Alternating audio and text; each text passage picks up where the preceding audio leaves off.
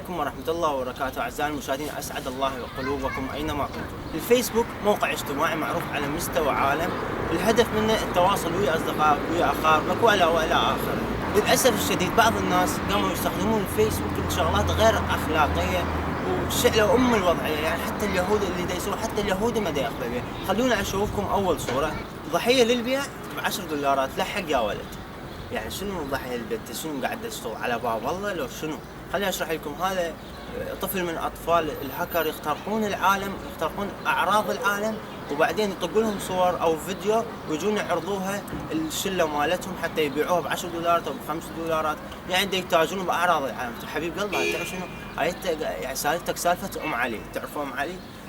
اكيد تعرف.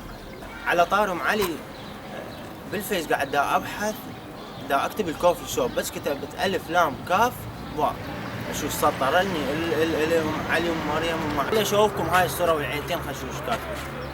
يلا من يريد افتح له كارت اسيا او بال10.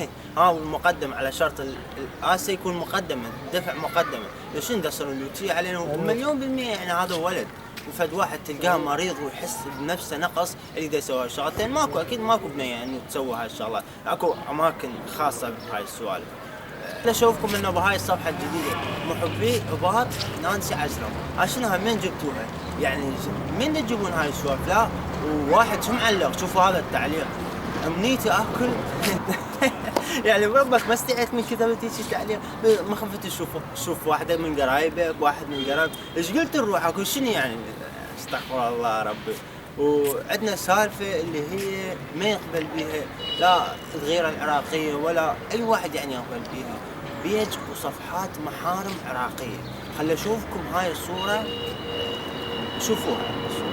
صديق الصفحه نزلنا صوره مرته حتى تشوفوها حلوه وما والله براكم شنو التخلف الحضاري؟ من يقبلها هاي؟